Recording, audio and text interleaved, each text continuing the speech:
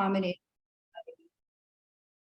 So, oh my gosh, everybody's coming in. This is so cool. So I'm starting the meeting, everybody, okay? All right. So I'm excited to see all of you. And for those of you who don't know me, who maybe have skated through the barrage of like crazy social media posts, crazy emails, crazy articles, crazy podcasts. Okay, I am in fact the crazy one. I am Sarah Grillo, and this is our January meeting of the Transparent Advisor Movement. And I want to thank you all for being here. So this is the objective of this is to share information and knowledge so that we can evolve as an industry, from an industry into being a profession. And my goal here is to develop the most transparent, clearest speaking, acting, practicing, and communicating, and those with the highest ethics in the industry. But I can't do it alone. And that's why I'm so grateful for all of you being here, because I think that it's way stronger in numbers. And what I'm looking to do here is create some solidarity amongst the financial planning cohort within our industry. So thank you all for being here. And just a few basic announcements before we go any further. The first thing is that this call is being recorded.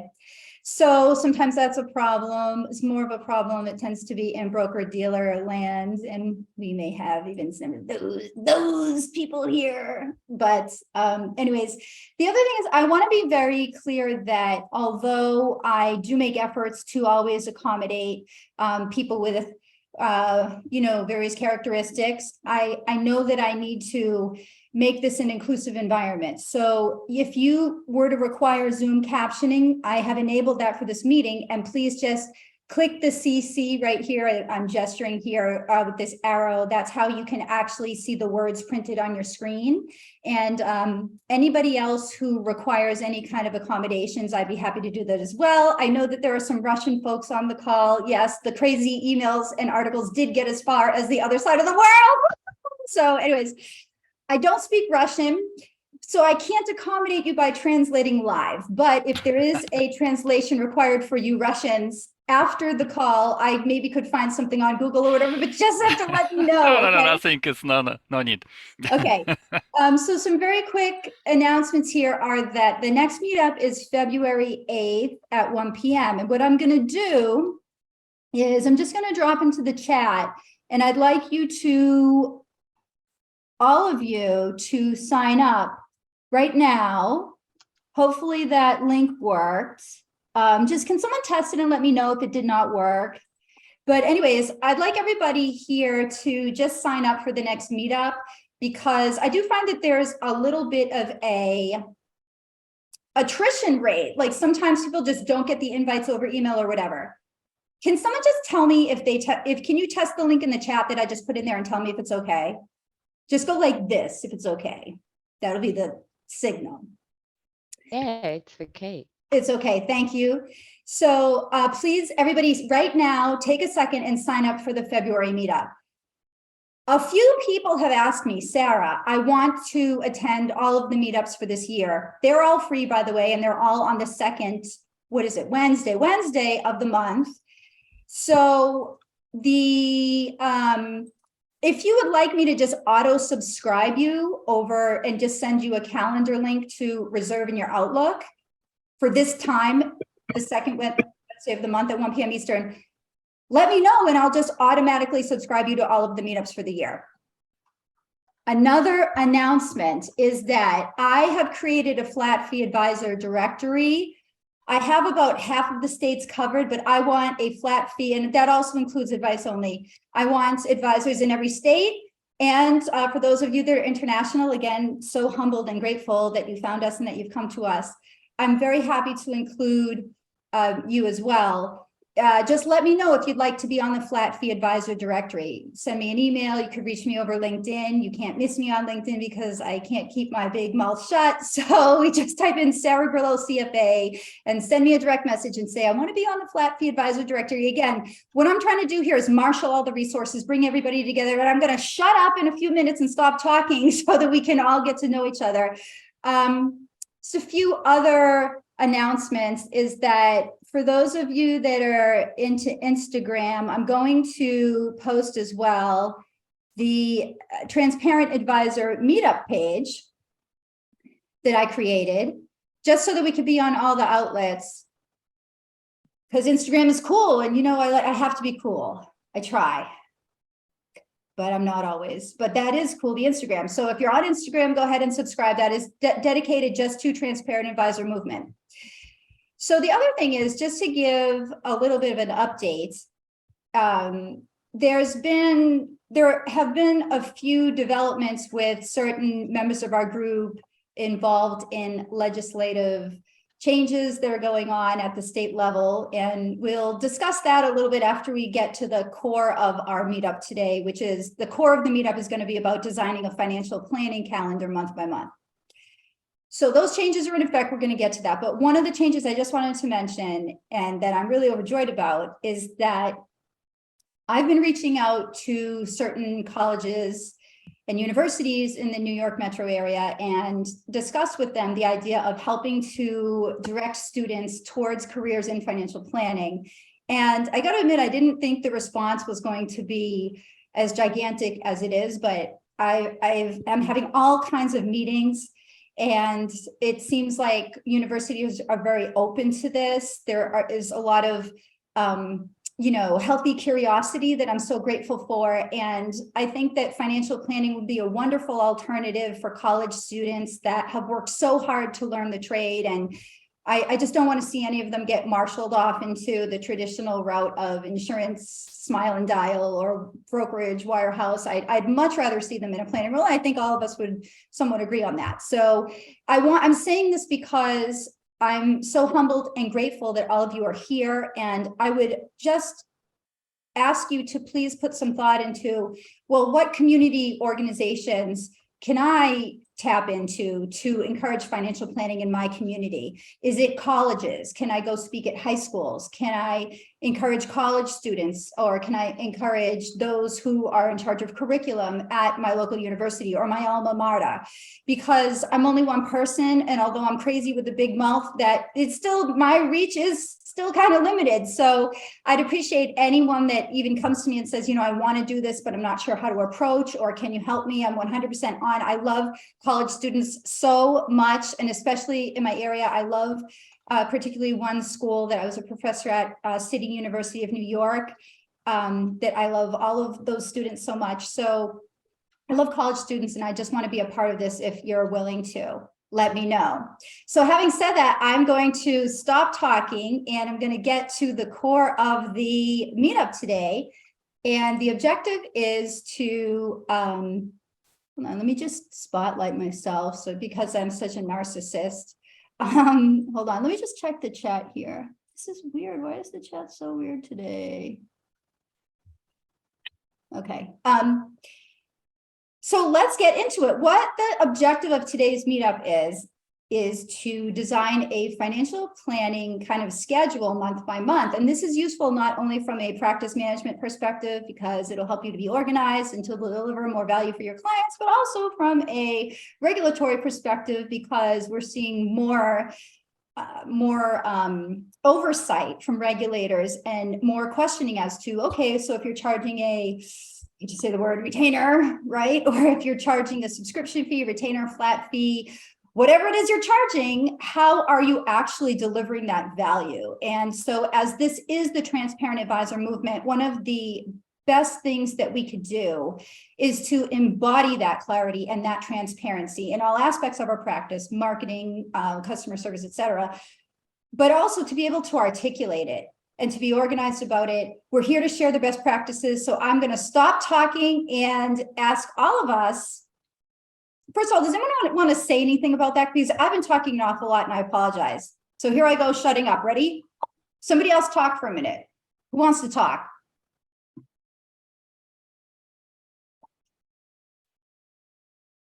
I'm going to do that weird thing where I stare at you until someone says something. It always works. It works 100% of the time. Let's see if it works this time. Sarah, you're very keen on flat fees, are you? Well, that's what the meetup is about. Yes. Yeah, that's what this meeting is about. Yeah. Yeah, well. How kind can of. you make a It's more about living transparency. with a flat fee? I just wonder. I'm sorry? How can you make a living charging flat fees? Well, that's a great question. So does anybody want in the meetup want to answer that? Yeah, it's interesting. Well, that's a good question, right? There is some skepticism about that. Is this a topic that anyone wants to address?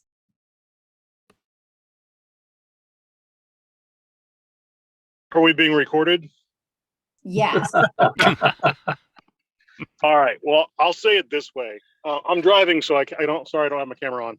So I've been advice only flat fee for I don't know, like 15 years, and I also work in the family office space, and that's predominantly family office. Either you work for them or you work for a flat fee. I've seen lots of advice only and flat fee firms that have much higher profit margins because they've cut out a lot of the nonsense. It's not your overall business structure really depends on who you serve. And if you serve a niche and say, let's say that niche is, for example, my niche is business owners. They don't have AUM to bill on. 90% of their wealth is in the business. And it's really easy to get clients from somebody who's selling insurance commissions or on AUM when you're actually doing the work. It's really easy because they like, oh, you're actually doing the financial planning. You're actually helping me with value acceleration or exit planning or succession, all the things I actually need. It's not really a competition. It's like, oh, I actually found a financial advisor. Right. Okay. Okay. Is there anyone else who wants to jump in on What this? is the flat fee though? Is it £5? How do you judge the flat fee? How do you set your flat fee? That's a great question. We've had this question before, but does anybody else want to answer this that hasn't, or Daniel, if you want to continue speaking? I mean, my fees are based on complexity. So, for somebody who needs financial health monitoring and basic advice, it may be $1,200 a year, $100 a month. For somebody who needs like advanced exit planning, it may be $12,000 a month. There's no limit to what you can charge as long as you're producing a lot more value. I agree. Right. Yeah. All right. So this is something that we actually, we could discuss in a little bit, but what I really wanted to do was to get to the actual breakout rooms. Okay.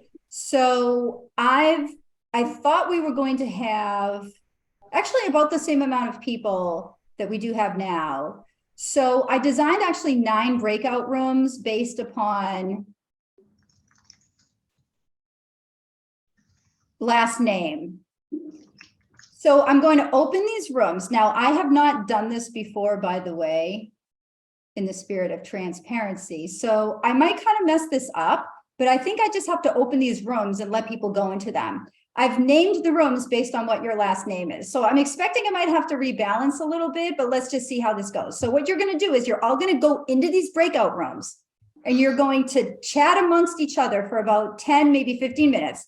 And you're going to design month by month what the financial planning deliverables are that are valuable to your clients that you should be delivering on a monthly basis. And somebody writes them down, and then we're going to come back together as a group. There's going to be a spokesperson. See, it's just like student council in high school, okay? We're going to have a student council president for each group. And that person's going to speak. We're going to compare notes about all of this. How does that sound? I'll make it a democracy. Does everybody agree or disagree? This idea stinks. Go ahead. I've heard worse. Yep.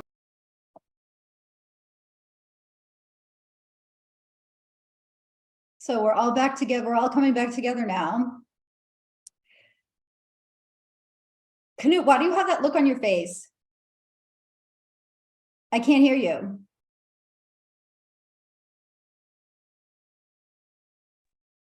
Is that better? Yeah. Which look is that look? You had a very serious look on your face. Well, we just came out of a very serious session, and Cameo has done a fantastic job, and she's going to show you how serious we were.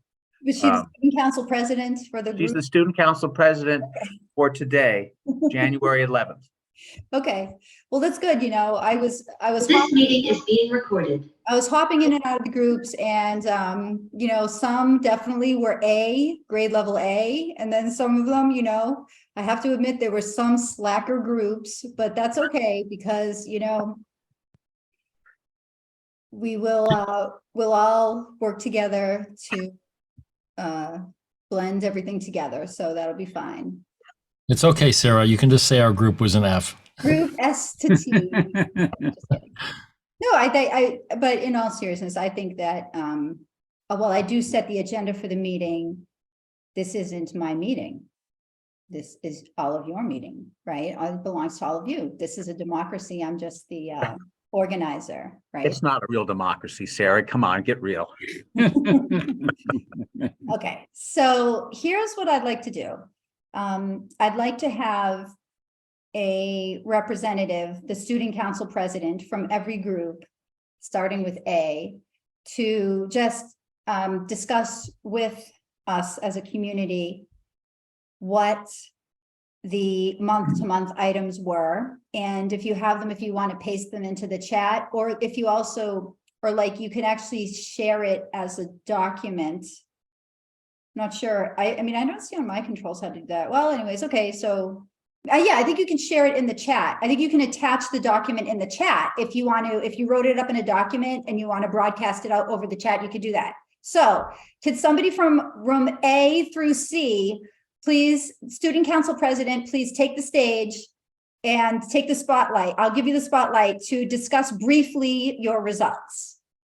Okay, I will be the student council president, but please chime in, group, if I'm misrepresenting anything. We typed it all into our chat and then took a picture on our phone, so I don't have anything to paste into the chat. But we talked about a lot of different things that could be topics for this calendar, and these are not in any particular order. So Sarah, I don't know if we're going to get dinged for that. We didn't like say January, February, March, but we have tax loss harvesting, required minimum distributions, IRA deadlines, benefits and open enrollment, charitable giving, insurance, cash flow, investments, estate and legacy with grandparents, sandwich generation woes, educational events. Bear with me because we've got a couple more here. Taxes, education planning, small business owner, profit sharing, retirement planning, and estate planning. So we covered a lot of ground, but didn't specify month to month which went where. And one thing I'll just share on that is, as we put these calendars together, I've seen several articles recently, and they talk about don't push everything to the last minute. So RMDs, you know, yeah, they have to be done by December, but put that in like October. And tax loss harvesting, don't wait until December to do that. Start doing that in November, or even now. Some people have some stuff that they didn't take losses last year. Do some of that this year. So, but spread your calendar out a little bit so that not everything gets pushed into like right up against the deadline, because a lot of things overlap when you start getting into taxes, April 15th and December 31st especially. That's a great point. Does anyone else want to discuss that? And also we talk about the newsletters, which helps to communicate with clients when you have no more meeting for this year, for example, and you can just write a newsletter with actual some maybe topics, so short ideas about finance, and so client can feel you stay in touch. Thank you. Thank you, Dario. So group A to C, before we move on to group D through F, my question to you, group, and student council president, you can speak, or other members can weigh in as well. What exactly would you say was the focus of your discussion? Because you created a list and these tips are great to share, but what were you really like, What was the hottest topic that you covered in the 20 minutes that you were speaking? The reality of how these things translate into true client engagements and who's doing what and how does that happen? Because I think we concluded that this calendar is really client specific. And so it depends on what's going on in their lives. But then we heard from, Daniel, who sends out a video newsletter and he generates conversation and he gets people engaged and thinking about things that are important to them way in advance. So I think it's how do you implement these things to make them meaningful to your clients? That's a great point. Daniel, what do you use to create that video newsletter? Is it that like Bomb or Bam Bam or whatever that whatever that software is called? I should know that. I'm the marketing person. What do you use, Daniel? So I cheat, like I'll make my graphics in like Canva or something, but then I rip them out of there and put them into a slideshow in Google. And then I use OBS to record the Google slides that I'm presentation slides. And then I'll at the exact same time, I'm recording my voice and my words. And then I actually send that to somebody else to edit it. Cause it's just, if I edit my own stuff, it takes me like an hour and a half. The best use of your time. I hear you. Yeah. So what about, where do you find the person to edit it? Do you just off of Fiverr or Upwork or something? You can do that. And that's actually a great way to start, especially if you're just going to do once a month. I think if you're going to start doing this, like there's a massive learning curve of video and you're going to go down all kinds of like rabbit holes and shiny objects. And it's so much simpler than you think. I've got like $10,000 worth of cameras and lights and all kinds of stuff that I do not use most of the time.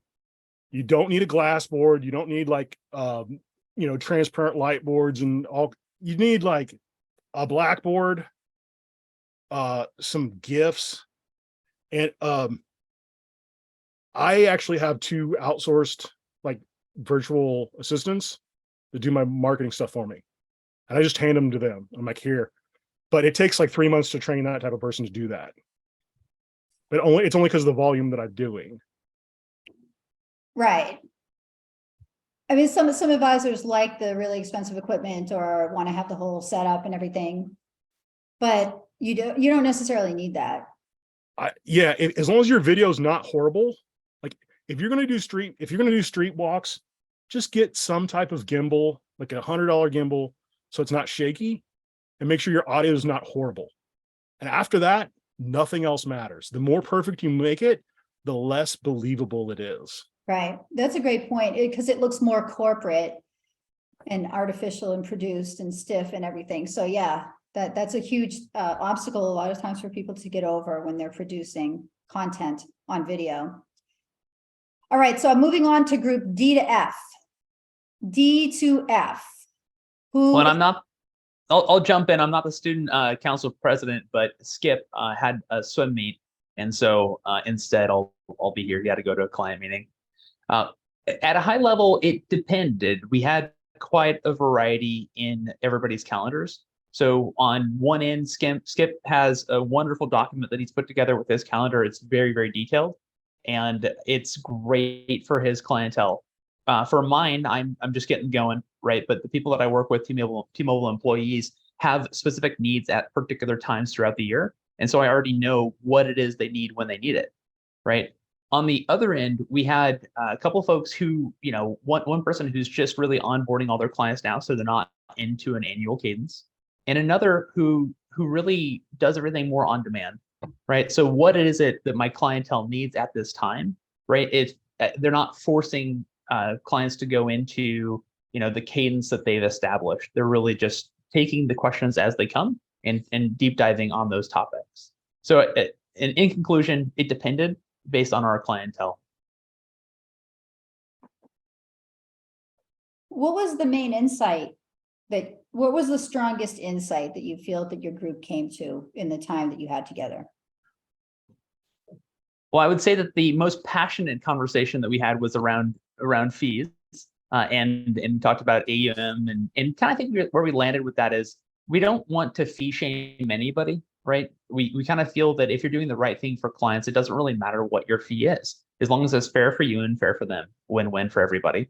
As far as just the insights for what it was, I really do feel that is the biggest insight, is that your client service calendar is, as it gets developed and established over time, is going to vary depending on who your clientele is. And just narrowing that down to a niche helps with calendarizing it.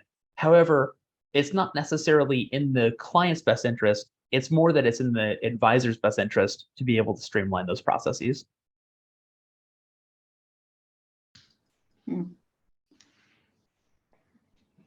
Okay. Sarah, can I add one quick thought to what we just heard? Yes. It's one sentence. Yes, it's important that both the client and the advisor think the fees are reasonable, but it's also important that the regulators think the fee is reasonable. I just would add that. That's all. Totally fair point. Well, Canute, how do you help the regulator feel that the fee is reasonable? In part based on what Kevin just said. And I understand the idea that if the client knows what you're providing and believes the fee is reasonable, why the hell should the regulator care? And that's, in a sense, a good question, but it doesn't deal with their obligation to their agency and what they believe is to the citizens in their state. So I think it comes down to being as transparent and clear and simple about what the fees and the services are, and be able to say to the regulator, this is what the client has seen, this is what the client agrees to, and then that makes it more difficult for the regulator to have an objection. So it's clarity and simplicity and transparency. Right. Hey, Drew, can you read out loud what you put into the chat?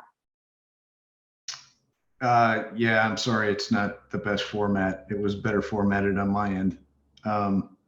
We just, and this is rough draft, so we could probably update that and improve it. But as we were talking, I was taking notes. So there's the advisory deliverable and schedule we go through really general starts this month, right? January, and really January through March, where we are reviewing, evaluating portfolios. We're developing performance reports off of those reviews to compare against the appropriate benchmarks, and then reading that back where appropriate to our clients.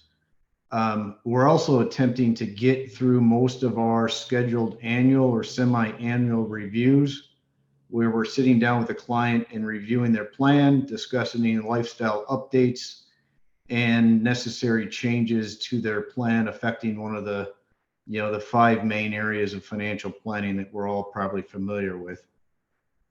We then jumped ahead to July, and I'm really hitting the high points here, Sarah, the more formal stuff that we do throughout the course of the year. We'll do another mid-year performance report, read out to our clients as necessary, and then discuss any needs for portfolio rebalancing. In the October-November timeframe, really the rest of this falls into Q4. We break things down into retirees and non-retirees. So we talk about, for retirees, funding strategies for the following year, which is really retirement income planning. We get into the health insurance with Medicare coverage and open enrollment, working with them to understand whether or not changes are required to those plans so that they're ready to enroll during the open enrollment period. We do things like RMD planning, and there's a lot of other things we could add to that. Non-retirees, we actually have a Q4 checklist that we send out each year. Some of this stuff applies to retirees as well, but we get into funding qualified retirement plans, so we take full advantage there. Income tax management strategies, FSAs, HSAs, et cetera, et cetera. A lot of things that we're all doing for our clients as advisors. And then between November and December, we think one of the key value adds we do, especially in the area of asset management, is with non-qualified accounts, looking at opportunities to harvest tax losses, and in doing so, reduce any capital gains burdens that our clients are going to have for the current calendar year. And then also using that, of course, to rebalance portfolios to get them in line with their ideal allocations. So, and then we're also in November, December implementing the strategies that we identified in October and November with our clients. So, in 15 minutes, that's kind of the deliverable schedule that we came up with. I'm sure that we could sit down and fine tune that, but decent start, hopefully. Okie dokie. How's the dog, Drew? Dog is sound asleep on my floor. She'll be 1 year this month. Right. And thank you for pulling this together, Sarah. I mean, this is a fantastic group. I feel like I'm drinking from a fire hydrant here because I'm brand new to this, and I approached you about a month ago about a flat fee or transparent advisor model. So I appreciate you pulling me into this and look forward to learning from the rest of the group here. All right. Just make sure we see the dog next time. Deal. Okay. He has a bull mastiff. Okay. So group, who's next? G, group G to I. Yeah, I'll take G. All right. We're going to have to go a little faster. Okay, Cody? I'll go super fast. All right. Speaking of, so there are some things that are time sensitive and some that aren't, right? So the time sensitive things are certainly like year-end tax planning. I think I cannot stand December for year-end tax planning. I think it should be done in November. So if you want to make your business less stressful, do year-end tax planning in mid-November, not December. That's my little tip of the day. So that's tax gain, tax loss harvesting, charitable giving, RMDs, Roth conversions. So January, financial plan update, right? New year, new you kind of stuff, right? Reestablish the financial planning objectives and progress. February, insurance and wills. No, you don't have to look at the will every year, right? Maybe every few years or during crossroads, marriage, birth, divorce, death. Otherwise, insurance for homeowners, auto, umbrella, are those dollar amounts change every year. The cars they buy, the houses they buy might change over time. March, somebody mentioned college planning. April, tax document review before and after filing. October, November. A big one here is pay statement, employee benefits reviews during open enrollment. I'm going to put something in the chat for everybody who stays for extra credit, which is I have a employee benefits, a one-pager template that you can use. I'll give you the Word file so you guys can go to town. Make sure I actually give you the right one. There you go. So yeah, I think each one of these months you can simply send out a one-page document that doesn't say everything, but it's just a supplement to an educational conversation. Whether or not you're doing it for the client, doing it for yourself, or doing it for the regulator, I think it's important that you have some type of document that you can show that they can kind of supplement the conversation. And also, if a regulator asks, you can say, hey, here's the thing I actually gave the client. I think that's going to be helpful. Thank you, Cody, for your generosity. You got it. Name of the game. Okay. So let me see. Everybody, do you know how to download? It's a good thing I enabled this. You could download these things from the chat. Cody just put it into the chat, everybody. Okay, everybody download it. Ready? 1, 2, 3, download. Okay. Also, somebody else, Daniel Bishop was generous as well and put a document there too for everybody. Okay. So make sure you study these documents diligently, everybody, especially those of you who are slackers in this meeting. Okay, group J to L. Student Council President? I think they just went. That was us, Sarah. Oh, okay. Sorry Just about waiting on that. it. See, look It's at just me. waiting on our Okay, grade. group M through O.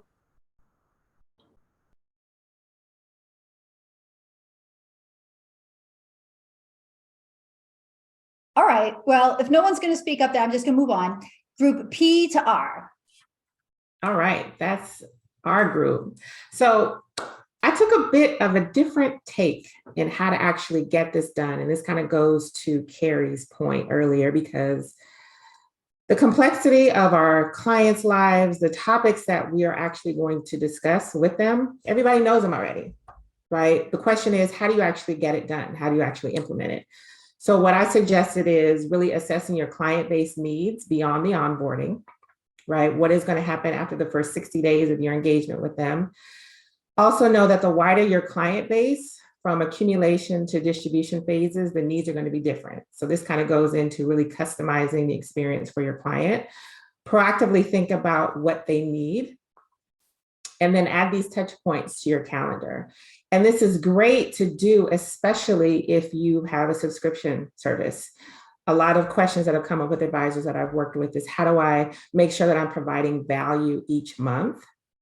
Is to look at it in that capacity. So hopefully that's helpful from a planning, actually getting it done perspective. Because if you look at the list of topics that you're talking about with your clients, they're all the same. But you want to make sure that you can implement it in a way that's efficient for you, beneficial for your clients, and make sure that you check all the boxes on that client service agreement, that those promises you made. That's a great point. I think that's useful in terms of appeasing the regulators as well, right? Yeah, so that's useful because it can be overwhelming. Absolutely. And if there's a question of, well, you're billing, for the subscription model, what did you do in April? What did you actually do? And then the next level is, if you have a way to document it and it's depicted in your workflows and your processes, then if you come into a situation where you get audited, you can pull that up very easily and prove that, hey, I actually am providing value each month. So get off my back. Get off my back. That's right. So what are some of the tools that people could use to automate this, Cameo? Yeah, great question. Before you get to automation, you want to think about the process first, right? Because you never want to try to automate processes that have never been tested or that are incorrect. So think about what you actually are going to be doing with your clients, right? The next piece is to then make sure it's all documented in your CRM, whichever tool you're using, Wealthbox, Redtail, make sure all of that is captured. So that it becomes rinse and repeat, and you don't have to think about it. It's just there. From that stance, then you'll be able to successfully set up the right automations that will speed up that service delivery and allow you to just, be as proactive as possible with your clients. I heard there was some kind of I hope I'm not offending anybody, but there was somebody that contacted me about some software that will automatically notify your client when there's a financial planning deliverable that they need to do. It was called Nudges, I think, or something. Nudge. Oh, Nudge. Yeah. So Nudge is one of those task management platforms where you can keep track of all your client actions, right? And if you do program it to notify your client of, something coming up, then they will get that notification. But this is where it goes back into stepping back from the technology and really thinking about what kind of process and service you want to deliver to your clients before you just start creating things that don't make sense or create more stress for your clients than actually is that they want. Here, I want to add to that. I think it's a big deal that making something efficient doesn't necessarily make it effective. I see people using like tech and stuff that's like, yes, it creates efficiency, but does it actually create does it actually take away from the communication with clients, right? Like, this is a relationships business, not a transaction business. So I think anyway, even if you're asking for data, right, do it in a way that shows that you truly care about them, not just their money. I think that's really important. Just to reiterate that, we're serving people, not just trying to throw data back and forth as fast as possible. Yeah, absolutely. It's a great point. Cody, and I it love also filling out shows 600 that you want to pages. think about what kind of experience you want your clients to have. And that requires us to step back from the table a bit and think about what we want our clients to experience. Cameo, are you out west? I am. Okay. I thought I recognized the name. Yeah. Okay, and now the last group S to T. Is there a representative from this group that could speak up? I think that's me, Sarah, and I lost my video when I came back from the breakout room, so I'm not quite sure what happened there. But anyway, I think I'm the only person here from our group. Everybody else dropped out. So anyway, we failed at our assignment. We didn't actually do any of our assignment. So basically, do I have video now? Is that what you're doing here? I asked you to start the video. Oh, no, I don't have video. Oh, okay. Anyway, we got on a side topic. One of our advisors in the group, his name is Jay Zigmont, and he was talking about some new stuff he's creating with coursework for more of a self-directed option and whatnot. So we got into kind of this whole side tangent of content creation. But from a practice management standpoint, I'll tell you one thing that I actually do that, again, might be relevant. And if you're interested in what we talked about with video, anybody can ask me questions. But one of the things that I've done basically over the last year and a half, 2 years is part of my CRM system. I've created, as I roll out different work for clients in a structured way and also an unstructured way, I've created the way that I handle tasks or call them cases or activities, whatever you want to call them in your CRM, where I've put various fields in. And one of those fields is a field that's more generic in nature, where I can type in what I'm doing, whether it's, again, a structured, more calendar related thing, or it's an unstructured one-off task of some kind that I need to do. So I can produce a report and just pull that sort of generic thing and put it more into like a overall summary for the year or a quarterly report or whatever clients may want to talk about, or just bring it to a meeting at different times and say, this is what we've done basically the last quarter, the last month, the last year, but it doesn't necessarily have all the detailed notes of, the work that you've actually done behind the scenes on there unless it's necessary. So I think, as you can sort of customize your CRM systems to adapt to not just a planning calendar, advice calendar, but also sort of work your tasks and assignments into that, you're going to have probably one more cohesive type of tool to use to do that, rather than here's our planning and advice and investment calendar, and it's sort of separate from what you're doing day to day with clients and tasks and CRM. So I've kind of tried to mirror that together so I can produce any kind of reporting at a detail level or more overview level.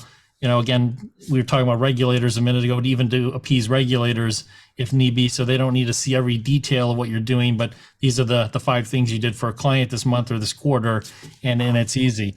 But yeah, if anybody wants to, I'd encourage you to go to Jay's website, Jay Zigmund's website, and see what he's doing with content. It's kind of neat that he's created more of a self-directed option. You think he's got about 170 videos now on different topics, and people sign up for that and pay for that as coursework, and they can always upgrade at any time. It's sort of built into the platform where they can go to the more full service advice option, where it's basically his time, so much time per month where he meets with clients. So it's kind of interesting if anybody's interested in that. But that was kind of our side topic where we failed at this assignment.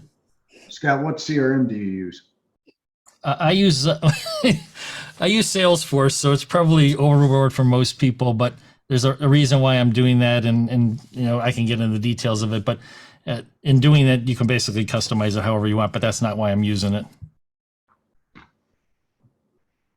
You can, if you need the customization, but you don't want to you don't have so many clients that it's necessary to have Salesforce, you can build the same thing in Notion. And it's pretty cheap if you don't have a very big team. Notion? Yeah. Has anyone ever heard of that before? Yeah, I have. Okay. Wow. I've never heard of that. A lot of It's a startups techie- use Notion, so it's just easier for me to. Yeah, the techie young kids use it. A lot of people use it too for content creators use it for their content tracking and production and so on. It's Thank you. Notion SO. Wow. it's a database integration, so that basically you can get 17 different types of databases to talk to each other without having to use APIs and paying for stuff outside.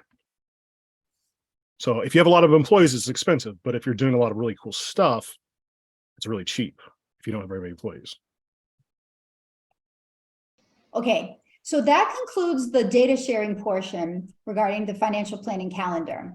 Now we could end the meetup right now if you'd like, or we could do a different thing where we just open up the room to networking generally, where you can all meet each other. We could go around and introduce each other. We never did that in the beginning. We did that in the first few meetups, and then we were just thinking that because it's for the most part, a lot of the same people. It would be redundant. We could go around and introduce each other just so that you can all get to know each other. Do you want to do that? Go like this if you want to do that. Or Scott, say yes. Or no. Yes, that's fine. Sure. I see a lot of new people, so yes. Okay, let's start with Cameo. Okay, so there's going to be a 10-second limit, Cameo, and everybody. So if you go over 10 seconds, I'm going to buzz you, okay? Go ahead.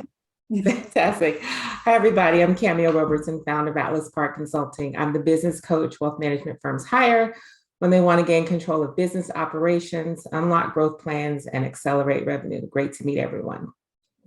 You mean instead of hiring 10 administrative assistants? Sorry. That's a power planner, everybody. Okay, so next, Fenway.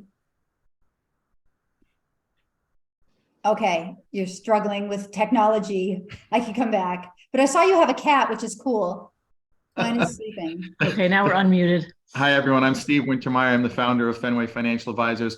For the next 2 weeks, as of Boston, Massachusetts, ready to move to Virginia in 2 weeks. And the cat behind me, that was our chief compliance officer who wanted to check in. So You're reported.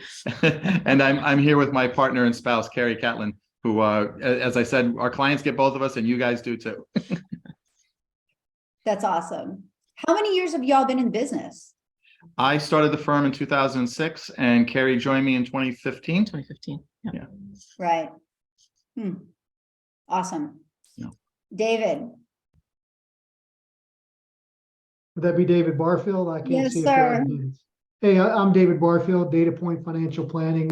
Just crossed the 1-year mark with my firm. I'm a career changer from 25 years in tech, and I'm an advice-only planner.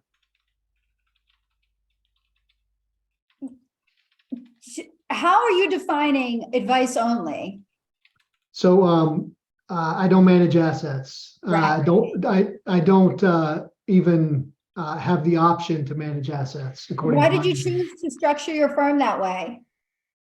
Because I don't think there's huge value for the market I serve in managing assets. A lot of folks in technology don't want their assets managed. They just want financial planning and advice. I personally, would never have hired an AUM advisor, in my prior career because, I don't trust anyone enough to have control of my assets. So that's how I choose to run my business as well.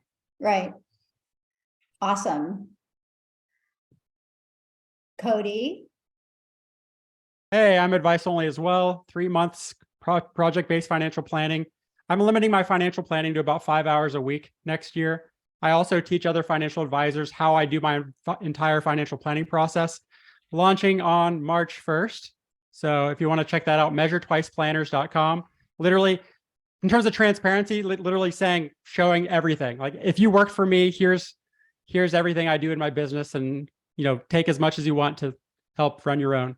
So that's me. Wow, Cody. And that's great. I love that you're teaching other planners because there's such a lack of resources. There's the CFP curriculum, but that could be very biased. The CFP board definitely has to keep the insurance industry happy. So, I like it when I see people come out like this that are just straight planning. I mean, I don't think there's is there any other advice only? Are you just training? It's just advice only financial planner training? No, so when people go through the CFP curriculum, they learn the concepts and the rules, but they don't actually learn how to review financial documents, develop a comprehensive plan. So there's a gap between the education and the experience, especially when people are going to find out I want people who go to their first job to actually know what they're doing rather than just hoping they get trained by somebody at their first firm. Heck yeah. So this is for anybody that is entering the industry? Yeah, this is anybody who wants to say I'm a financial planner within their first 5 years of practice, Awesome. regardless of a compensation model. Right. Okay. Miss Ives. Unmuted. Jenny Ives. I'm based in England and Portugal, so I spread my time between those two countries. And I'm a non-regulator financial planner. During COVID, just as COVID started, I thought if we're all going to die on a ventilator, I don't want to be in corporate finance. So said goodbye to charter financial planning, took a bit of a break and came back and started Parita Financial Planning. I educate clients and enable them to make their own financial planning decisions. And I've got a deliverable to add. It is managing the cost of pet care. That's for you.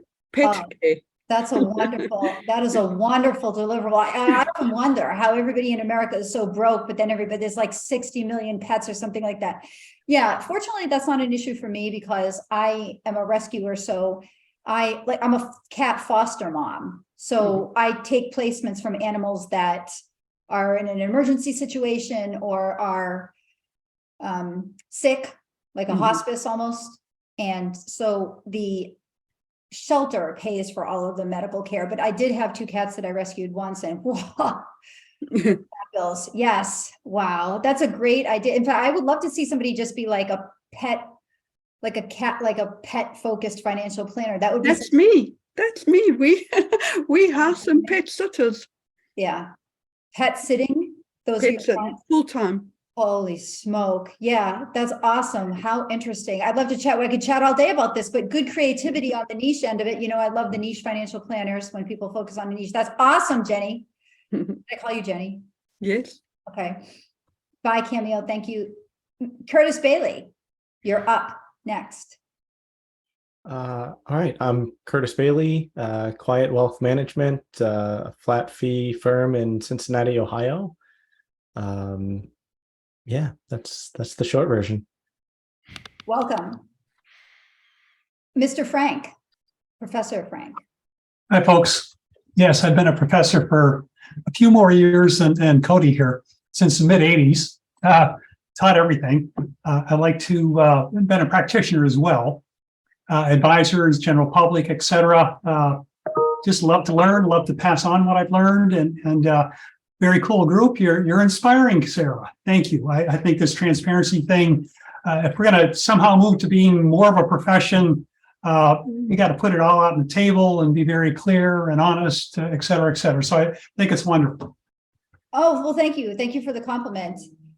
You know, I think the inspiration sometimes borders on craziness, but hopefully y'all can just stick with me. And I appreciate the patience from all of you. Really do. Don't know how you put up with me, and it must be exhausting, but somehow y'all managed to stick around. So thank you. Hallelujah. Daria, okay, so hold on. Now I'm going to try to say this with a Russian accent. Okay, Daria. Thank you, Sarah. It was really great. So I'm working with Andrei. I'm deputy director in our Association of Financial Planner in Russia. So we're based in Moscow, and my duty is make conferences and other events for our financial planners. So for me now, it's very interesting meeting because we always try to find new way how to speak about our professional issues, our clients, and so on in new interesting way. Thank you for very, very good example. Yeah, this group, the group members here are amazing. Okay, Curtis, thank you. So how do you learn English in Russia, like in grade school? Yep. in Moscow State University, but I think mostly I learn English in my tourists travels and so on. Wow. No, it's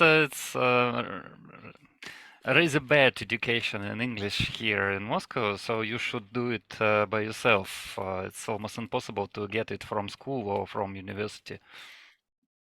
I think it's always not possible to do in school. I want to hear somebody who learn in school in US Russian language. I think Well, that would be weird if I had to horrible. if I had to go learn Russian on my own for my tourist travels. I think that, wow. Okay, so Andrei? Yes, I'm director of National Association of Financial Planners in Russia and Moscow. And we are working together with Sergey, who left, Sergey Kikevich. He's few only financial advisor here in Russia, and with Maya Kuznetsova, she is still here. And for today meeting, I can say that I more and more understand that we have here less profession than of financial planners, more like a craftships or something like this. And we still have a lot to learn. And unfortunately, we have not anything like CFP board here in Russia, and we try to create it from the scratch. And I hope we could do it in nearest future. I hope with your help also. Okay, now everybody else who's on the call, I think there's a few other people. Is Scott still here? No, okay. Maya, did you want to go ahead? Oh, hello. My English is not good, but I I really want to say thank you for this conversation. It is very important for me, and I think it is very interesting if we can do it in our country. Yeah, that'd be great. Awesome. Well, thank you for being here. I think that it's wonderful that you chose to come here and learn, especially in a language that is foreign to you. It takes a lot of courage to do that, Maya. So I really appreciate your bravery. Yeah, and we are trying to compare different ways to follow financial planning. And next week we will have a discussion with India financial planners, and we have absolutely different regulation, not like here in Russia, not like in America. And it's also really interesting for us to see different models of working. All right, sounds good. So it looks like we just have a few of us left on the call, so I think I'm going to end it here. Does anybody have any requests for the next meetup? The next meetup is February 8th. Just, give me some feedback. This was a kind of a new format. I tried the breakout rooms and collaborating. So is there any feedback at all? Let me know, or any suggestions. Do you want to let me know now? Anyone wants to talk, or you want me to end the meetup? What do you want to do? I really think that the breakout rooms help you understand other people's businesses. And so that's really good, because I'm looking for people that I can refer to that I really trust. Because like what I do is kind of like triple niche deep. And so it's like, I don't really do that. I mean, I can do it for you really, but so knowing how somebody else has a business model that's really transparent and similar enough to yours, that where you're like, oh, you know what, actually you should be able to go talk to them, is really nice, because there's a lot of there's just a lot of people that find you and they think, well, like I get a lot of people that think exit planning is exiting their business or their investments positioning. I'm like, well, no, it's like exiting your business, and right. work for you. Yeah. So it's really nice to be able to find out like what people do and say, oh, you know what, maybe, even if it's your client, maybe there's somebody that you want to bring in as a sub advisor because somebody knows about that thing. So I like that part of it. Right. Oh yeah, Daniel, you was perfect in this part of meeting, really. Okay. All right. Well, I'm going to end the meetup now, okay? I'd love any feedback. Remember, this is a democracy. So I you know, I don't have an agenda here other than to just make this successful for your clients and your prospective clients and to improve the industry. So this is not about me or my plans or my ego or any about that. So thank you so much for being here with me, and I will see you next month. Bye. Thanks, Sarah. Thank Bye. you.